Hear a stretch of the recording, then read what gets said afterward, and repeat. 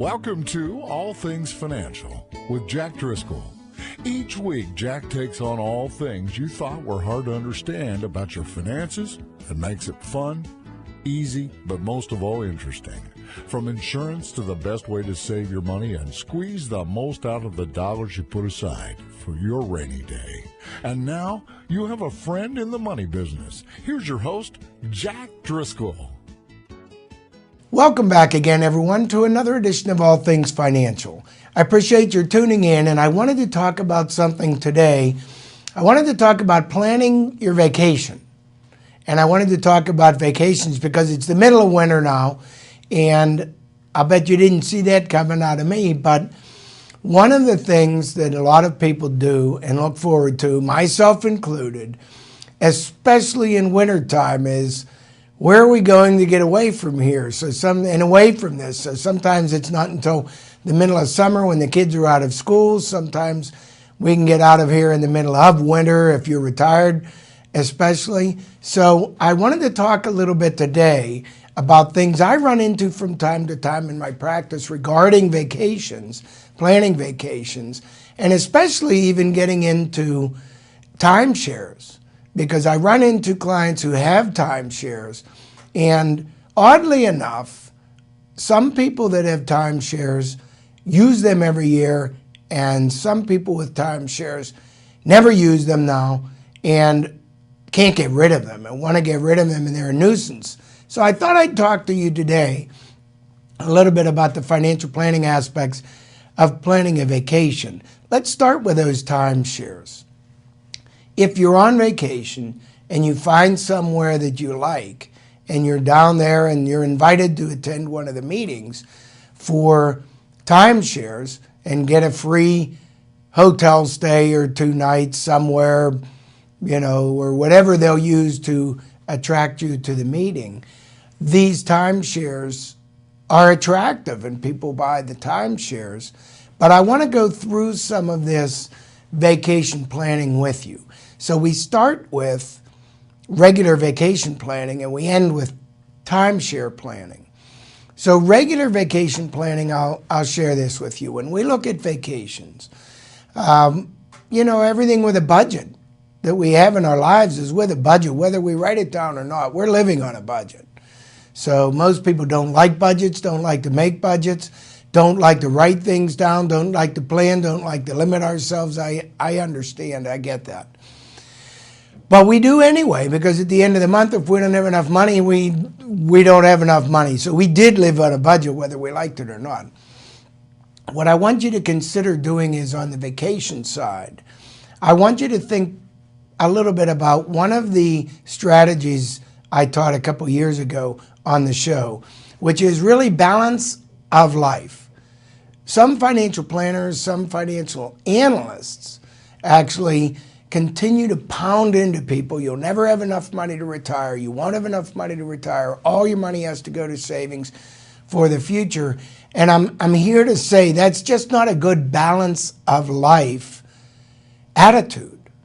So what I want everyone to do is think about life with your finances based on, what if I knew I wasn't going to be here next year? What would I do differently this year if I knew I wasn't going to make it and was going to die next year? What would I do differently? What would I make sure to do? And then what I want you to do is, and you can write those down, by the way. And then what I want, because everybody seems to have major regrets, either died too soon or lived too long.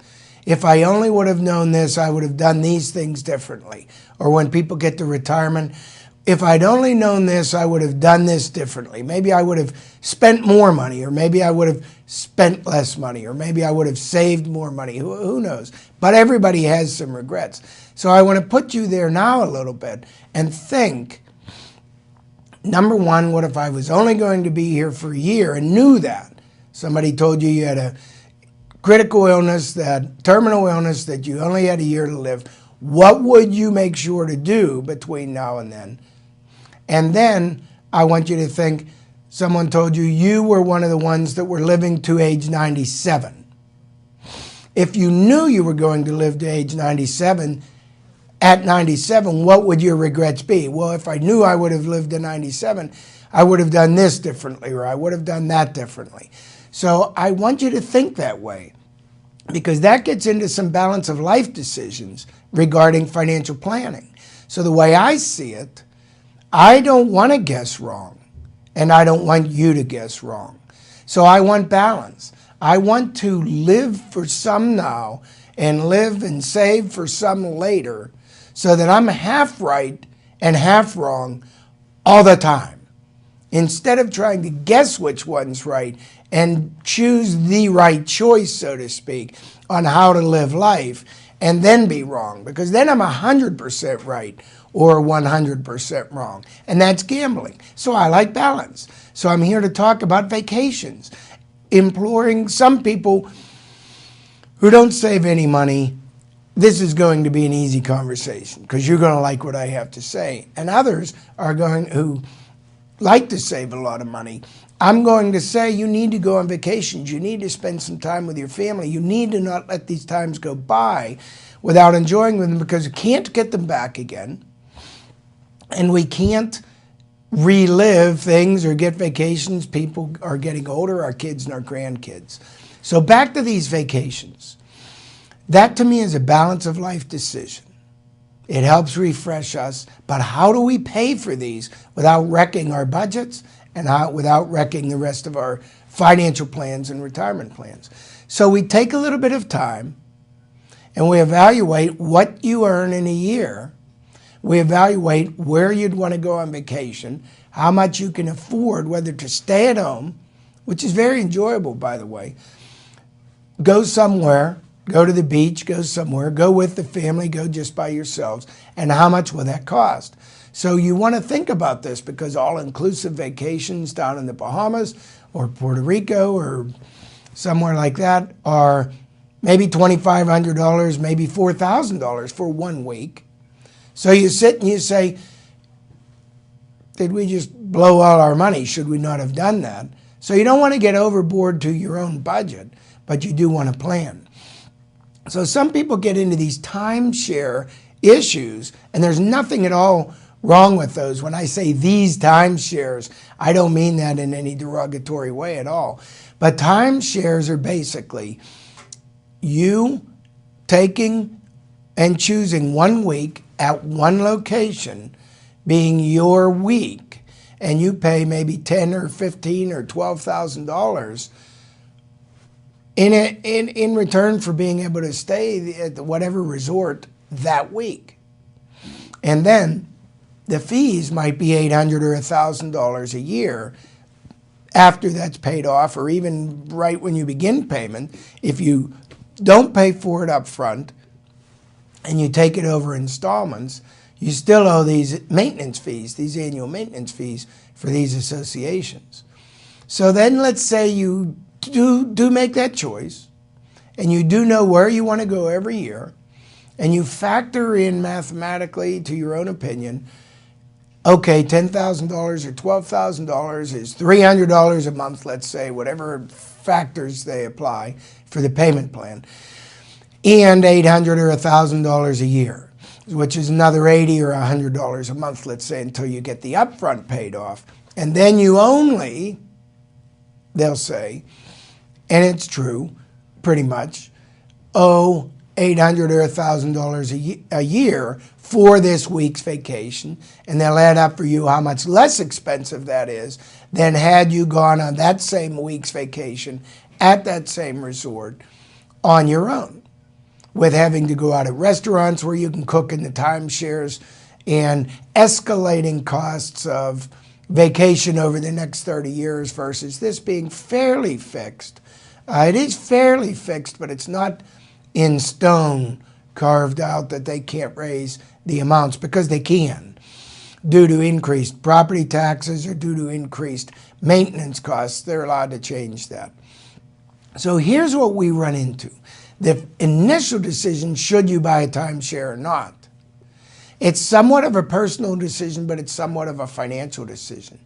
And to me, it's both. So you look at this and you say, you're up front financing future vacations. Do you want to do that?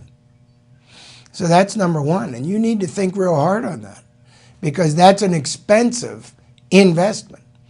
If I asked you to put $10,000 or $12,000 into an investment right now that you didn't have, and I said, oh, we can finance it for you for 3 or 4 years, and then it'll be $800 thereafter, you know, you have to think about whether you'd say, we can't afford that. You're not getting a vacation out of that deal where you are out of the other, but you'd say, we can't afford that. And on the vacation side, you'd say, well, yeah, but we're spending some money on vacations anyway. And when we look at how much we're spending, maybe it's $1,500 every year, and now it'll only be $800. And I'll say, yes, but now you're trapped to that one location, and you have to pay $10,000 or $12,000 in a, you know, to create that perceived $800 a year now savings or $700 a year savings. So I just want you to be careful on the upfront and prepare in advance. Here's what I want you to do. Prepare in advance before going on vacation. What are we going to do if we're hit with a timeshare person? What you don't want to do is go with the flow, get on vacation, you're on the beach, someone comes up to you on the beach, hey, would you like these tickets to a show, or would you like these if you'll only spend 4 hours with us, there's no obligation, etc. So you're caught with the wave, going with the flow into the room, you go to the meeting, you don't know what to do, it's impromptu, you don't have experience with timeshares. You say, hey, that doesn't sound so bad, and you sign up. That's what I don't want. I don't mind if you research this in advance, know where you want to go, and say, before we go down this year, should we buy a place? We like it down there. Should we consider buying a condominium? Should we consider owning a house? Should we consider buying a timeshare? That's the time I want you to start thinking about, okay, we now know we want to go somewhere probably every year. Should we buy somewhere, finance it? Should we rent it out? Should we buy a timeshare? That's what I want to help you with here. If you get to that point, I want you to think in advance so that if you're hit with someone with timeshare down there, you've already thought in advance. Now, if you haven't done that and you're hit with timeshare down there, you haven't done that planning, here's what I'm going to tell you. Go ahead and go to the meeting.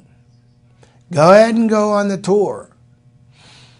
Do not sign anything because it's a buy now or won't be here tomorrow plan. Do not sign. So if you do that as your research, if you have the strength to do that, come back home not having signed something.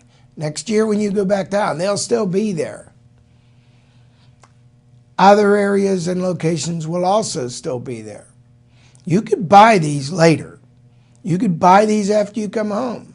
So do not get caught up in that. Consider that your research. Then go home for a month or two. Now after the luster of the vacation wears off, and you're back to trying to pay your bills again, having a hard time paying your bills 2 and 3 months after vacation, and say, hey, would we still think we should have bought that timeshare? If your answer is yes, buy it. You can call them and buy it and make arrangements to buy it. You don't have to be sitting in that room.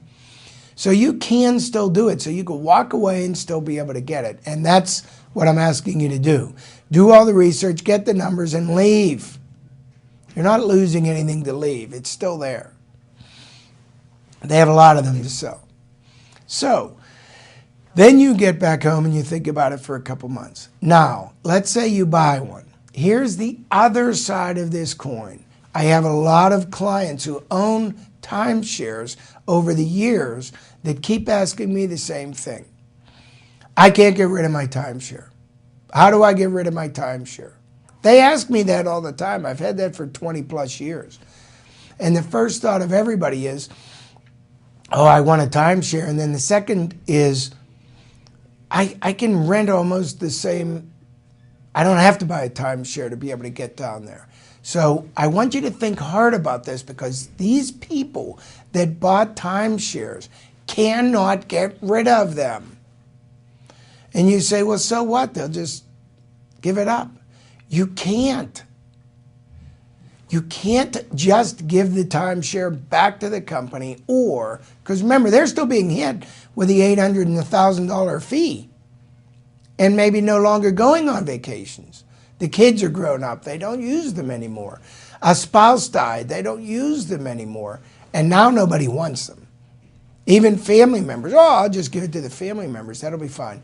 Ask your family members now. If you owe $1,000 every year to be able to take over this timeshare and go down there, would you go down every year, first off, to that place? Because now you have to. It's an obligation now instead of more of a joy. And second, or not for everybody, but for a lot of people, would you go down there, and do you want to be burdened with that you have to pay this $800 or $1,000 every year to keep it active, keep it valid? Marriott Rewards, RCI, these are some of the big companies. They normally won't take them back. So you can't just say, here's a timeshare, I don't want it back anymore, I don't want to pay these fees. They'll still hold you responsible for those and put liens on, and they'll put it against your credit. It's serious business. So you get to a point where you're 65 or 70, where in retirement, you're not using that location anymore. And you can't get rid of them, and you're still paying these fees every year, and it's quite a burden. So the other side of this story, and I'm very serious about this because I run into this all the time. People asking me, what do I do with my timeshare? They have everything else figured out, but what do I do with my timeshare? So some of the companies do now have started offering programs where they can either list your unit for sale or sometimes even buy them back from you. Or you could sometimes rent your unit, either through the association or on your own. So you have to see, if you have a timeshare, are they not allowed to be rented? Some might say, well, you're not allowed to rent this. Others might not say that, and you are allowed to rent it individually. Putting an ad in Craigslist or the local paper, or talking to other unit owners in the same week you're in down there, and saying, hey, do you have anybody else in your family that might want to buy us out, and they come down with you while you're there? Now be careful, because a lot of family might say, no, we don't want any of our other family members down here. That's what we're trying to get away from, but hey, you never know, it might work. So you don't want to be trapped in these timeshares that you then can't get out of. And when I say these companies, some of them, not all of them, might have a program to help you manage those timeshares, either rent them for you or sell them for you or buy them back. We're talking probably only 20% of the value, 10% of the value. We're talking you might only get $1,000 or $2,000 for these $10,000 and $12,000 timeshares that you paid for. Now, here's the thing I don't get. How can everybody be having such a hard time getting anybody to even take over their timeshares for free? Nobody wants them. You can list them in Craigslist. You'll see them in Craigslist. They're available for $1 and nobody still wants them. They don't want to take on these fees. And yet, they're still holding the meetings down there, the sales meetings at the resorts, selling them for $10,000 and $12,000. How can that be that people will pay $10,000 and $12,000 down at the resort and won't pay $500 or $2,000 to you up here if you list it? I don't know if it's because they don't trust the shares are valid or the weeks are valid. I don't know. A lot of them are. Maybe some of them aren't. I don't know. Talk to an attorney. But it boggles my mind that people can't get rid of these timeshares and they're still selling them at the resorts for full value, $10,000 and $12,000 or more. And then you look at prime weeks and off-prime weeks, and you can trade them for other locations. So you're not really always trapped to that location, as I say. But that's subject to availability. So back to these selling or giving away these shares. You go to the resorts, you ask them, and I do want you to ask them if you're stuck with a timeshare problem, what are my options? Marriott Rewards, RCI, you pick up the phone and you say, if I no longer want these. That's another question I want you to ask if you're thinking about buying them. But do not ask the people that are selling them. Come back home 2 months later, call the company where you were intending on and maybe still intending on buying, and ask them, as if you already hold shares. If I or somebody I know holds shares and no longer wants them, what are our options with you? Will you agree to take them back? Will you agree to sell them? Here's how it works with some of them. They'll agree to list them for you to sell them. Let's say somebody says that. Now that means you're still paying the annual maintenance cost, but they'll say, we don't want you to use your week. Because for sale, we want whoever buys it to be able to use that week in that current year, because right after they buy, they want to use it, is what we're usually told. So now you're paying that fee and holding that week open until at least real close to the end of the term or something. And it's a difficult situation, because if it doesn't sell, you paid a week, and then sometimes you can put that week in reserve so it's not totally lost, and other times you can't. So you have to look into all these things before you make any investment. Doesn't that sound like that makes sense? It does make sense. So look into all these things. How do you get into something? How would we get out of it when we're done with it before you ever invest or get into anything? That is the way we do with our investments, with our stocks and bonds. When I'm done, how do I get out? What's it cost me to get in? What's it cost me to get out? How long am I stuck in it? These are all the same decisions, but it applies to timeshares, and people don't apply the same principles to making those decisions. So I thought I'd talk about it on the show, that people are having a big problem getting out of these timeshares. And I wanted to share with people, it's not a real gift if you will those to somebody you love, when it comes with a burden of them having to continue to pay those annual maintenance fees. So think twice on that, folks. You also have a probate issue. I won't get into that today too much, but you have a probate where if you have that timeshare, you really have some property interests. And if it's in Florida or Arizona or whatever, that's probated in Florida or Arizona to get that to your heirs, and then it's probated again in Pennsylvania. So it's another issue. Think very carefully on these. You can give me a call. I'll help give you some guidance or further insight or talk it over with you. There's no obligation. I'm here to help. All right, folks, I appreciate you tuning in to another edition of All Things Financial, and be back again next week. Securities and investment advisory services offered through SagePoint Financial Inc., member FINRA SIPC, and registered investment advisor. Insurance services offered through Driscoll Insurance and Financial Services Inc., which is not affiliated with SagePoint Financial Inc.